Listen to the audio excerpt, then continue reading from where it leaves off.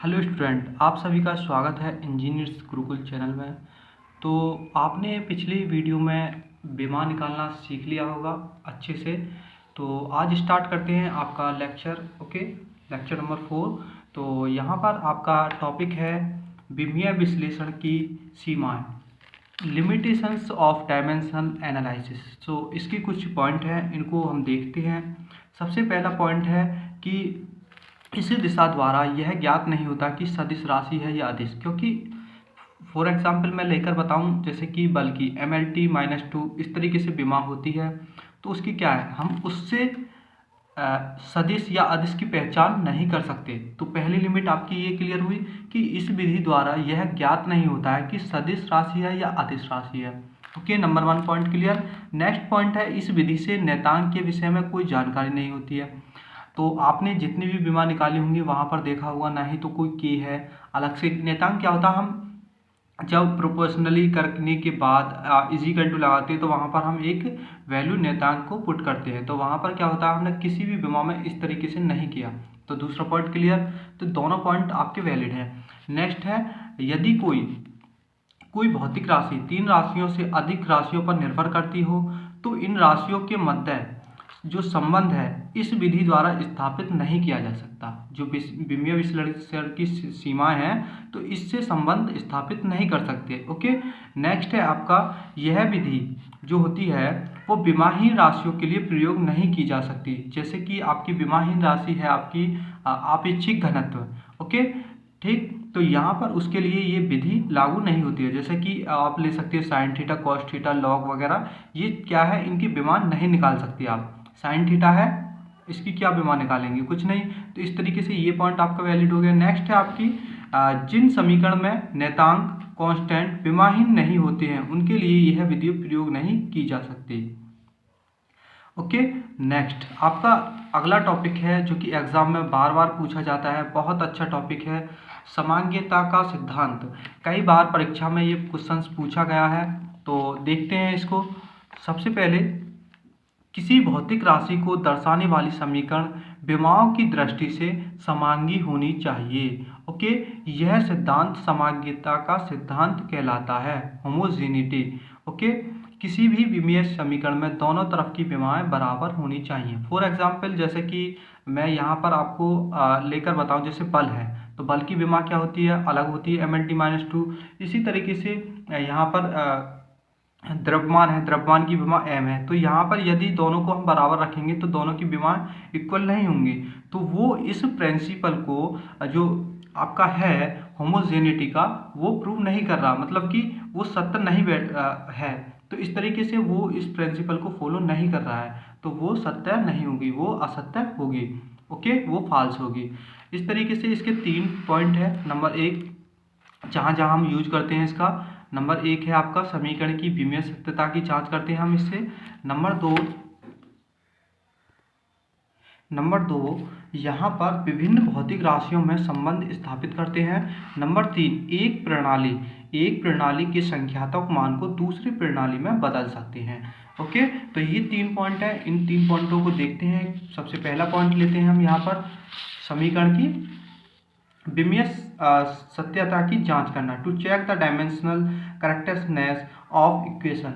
Okay, किस तरीके से हम करेक्ट करेंगे उसको देखते हैं। सबसे पहले, यदि दोनों ओर की जो हमारा वो था सिद्धांत, उसी को यहाँ पर देखना है कि दोनों जो ओर की विमाएं हैं वो यदि समान है तो वो सत्य है, यदि नहीं है तो वो असत्य है। और ये आपके सामने क्वेश्चंस है, इनकी विमाएं निकाल कर देखते हैं। और ये 1991 में एक बार पूछा गया क्वेश्चन।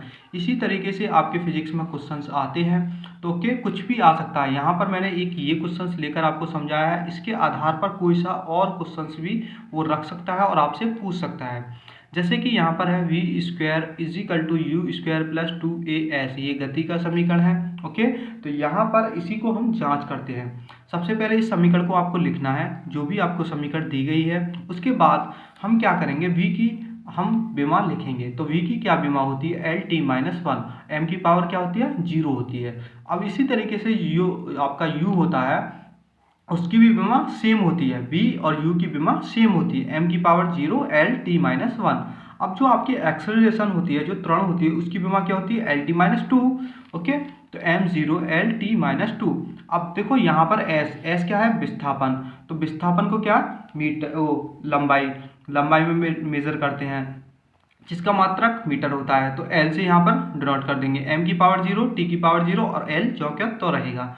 Okay, clear. अब क्या करेंगे, आपने जो समीकरण नंबर फर्स्ट ली है, इस समीकरण फर्स्ट में सारी जो वैल्यूज आपने निकाली हैं विमाएँ एक एक कर तो यहाँ पर वैल्यू को पुट कर देंगे। तो यहाँ पर क्या होगा, इसका स्क्वायर, इसका भी स्क्वायर, प्लस 2as। तो a की वैल्यू ये आ गई LT-2 और s की वैल्यू ये आ गई आपकी विमा जो है। अब यहाँ पर क्या करेंगे कि ये स्क्वायर है, जब स्क्वायर करेंगे इसका तो m⁻0 है, तो ये जो क्या तो रहेगा, और यहाँ पर क्या है 1 है तो L⁻2 होगा, या -1 है तो यहाँ t⁻2 हो जाएगा। इस तरीके से समझ में आया। नेक्स्ट, अब यहाँ क्या करेंगे, m⁻0 है, m⁻0 होता है, ठीक है, वो जो क्या तो रहता है, इसकी कितने भी स्क्वायर करो जो क्या तो रहेगा विमाओं में। ओके, विमाओं में क्या होगा, जब हम निकालेंगे विमा, तो वहाँ पर m⁻0 कितनी भी पावर आप ले सकते हैं, तो वहाँ पर क्या होगा, वो जो क्या तो रहेगा। ओके, क्लियर यहाँ पर। अब देखो यहाँ पर 2 है, इसी तरीके से करेंगे L⁻2 t⁻2। अब यहाँ +2 है, अब यहाँ क्या है, अब इन दोनों की मल्टीप्लाई करेंगे तो m⁻0। ओके, तो यहाँ पर L, यहाँ एक, ये तो 2 हो जाएगा, यहाँ 1 गुणा करते समय घातें जुड़ जाती है, एक घात इसके ऊपर एक घात इसके ऊपर, तो L⁻2। अब यहाँ पर t⁻2 और t⁻0, तो t⁻2। यदि आप इन घातों को जोड़ोगे तो -2 और +0 तो -2 होगा। अब इसी तरीके से गुणा करते समय घातें जुड़ती हैं, 0 + 0 जोड़ोगे 0 ही आएगा। इस तरीके से 0 हो गया। अब उसके बाद यहाँ पर क्या करेंगे, ये 2 ये 1, अब यहाँ पर क्या होगा 3 हो जाएगा, सेम विमा है दोनों की, तो ये 3 होगा। यहाँ पर वैल्यू से हम देखते नहीं है कि यहाँ 3 वैल्यू है, यहाँ 1 वैल्यू है, केवल हम विमाओं को देखेंगे। तो L⁻2 t⁻2, L⁻2 t⁻2,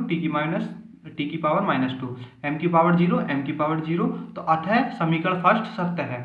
इस तरीके से हम ये भी पहचान कर सकते हैं कि समीकरण सत्य है या असत्य है। Okay, clear. यहाँ पर इस तरीके से आपको विमाएं निकालने के लिए पूछी जाती है एग्जाम में। ओके,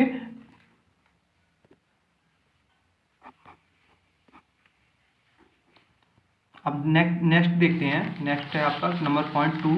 ओके, तो यहाँ है आपका नंबर पॉइंट 2, एक प्रणाली के संख्यात्मक मान को दूसरी प्रणाली में बदलना। Okay, conversion of numerical value of one system into another. Okay, तो ये नंबर 2 पॉइंट है आपका। तो किसी भौतिक राशि का परिमाण सदैव नियतांक रहता है, चाहे उसे किसी भी मात्रक प्रणाली में व्यक्त किया जाए। दूसरे शब्दों में, किसी भौतिक राशि का संख्यात्मक मान तथा संगत मात्रक का गुणनफल एक नियतांक होता है। ये इसका एक तरीके से फॉर्मूला आप समझ सकते हो। n2 बराबर n1 m1/m2 की पावर 1, L1/L2 की पावर b, T1/T2 की पावर c। ओके,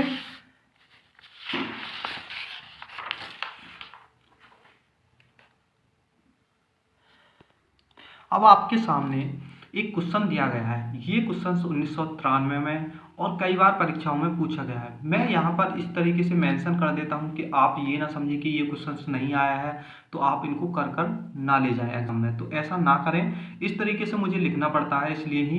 ओके, तो यहाँ पर क्वेश्चन है आपके सामने, पृथ्वी पर गुरुत्व त्वरण का मान 9.8 मीटर प्रति सेकंड स्क्वायर है, इसे किलोमीटर प्रति आवर स्क्वायर में व्यक्त कीजिए।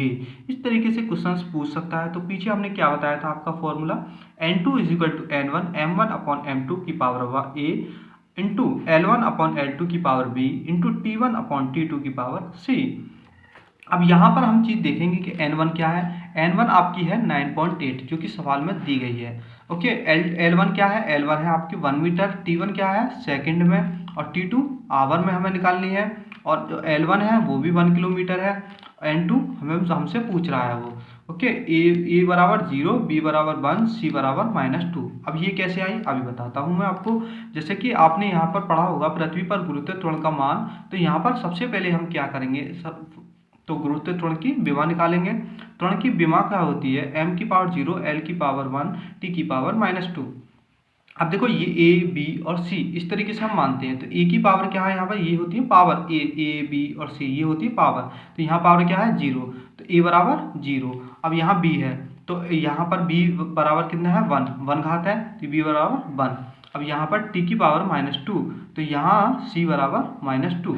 अब देखो L1 क्या है, मीटर में है। हमें चेंज किस, ये देखो ये L1 लंबाई मीटर प्रति सेकंड स्क्वायर इस तरीके से होती है ना, तो मीटर। अब यहाँ चेंज किस में करा रहा है, वो किलोमीटर में, लंबाई में ही तो ही है, तो लंबाई पहले तो मीटर फिर किलोमीटर।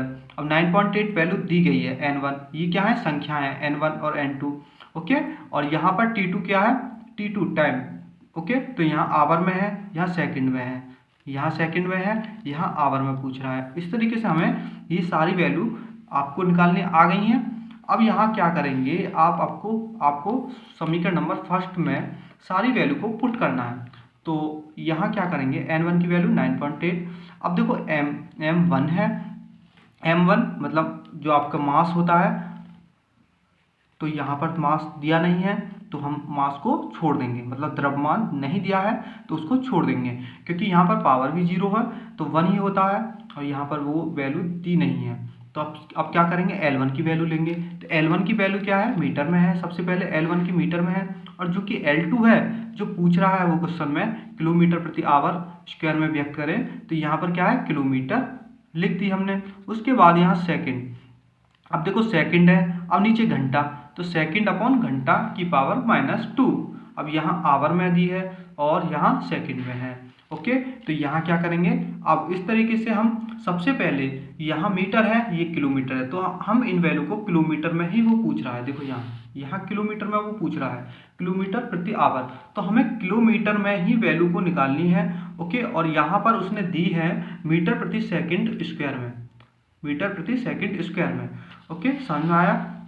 यहाँ क्या करेंगे, हमें किलोमीटर प्रति आवर स्क्वायर में निकालनी है, तो हम यहाँ मीटर को किलोमीटर में चेंज करेंगे। 1 किलोमीटर में कितने मीटर, ठीक, तो यहाँ पर 1/10⁻³ अब यहाँ इस तरीके से हम निकाल सकते हैं, 1 मीटर में कितने किलोमीटर, 1/10⁻³ किलोमीटर। अब यहाँ 1 सेकंड में कितने घंटा, ठीक है, सेकंड में कितने घंटे, तो इस तरीके से हम निकालेंगे 1/60 × 60 और घंटे घंटा, ठीक है, आवर अपॉन आवर, एक किलोमीटर अपॉन किलोमीटर, किलोमीटर से किलोमीटर यहाँ पर क्या होगा, कट हो जाएगा।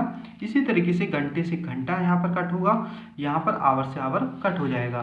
समझ में आया, इसकी पावर है -2। अब यहाँ पर क्या है, 10 की पावर 3 और यहाँ 1/60, ये दोनों वैल्यू बचेंगे। अब यहाँ पर आपको क्या करना है, जो आपको वैल्यू है वो केवल सॉल्व करनी है। तो यहाँ पर आपको कैलकुलेटर की सहायता से शायद कर सकते हैं, या आपको यहाँ पर कैलकुलेटर इसमें फिजिक्स में अलाउ नहीं होता है, तो आपको आपकी कैलकुलेशन से ही करने होंगे। ओके, तो यहाँ पर इसकी जो वैल्यू निकल कर आएगी इतनी आएगी।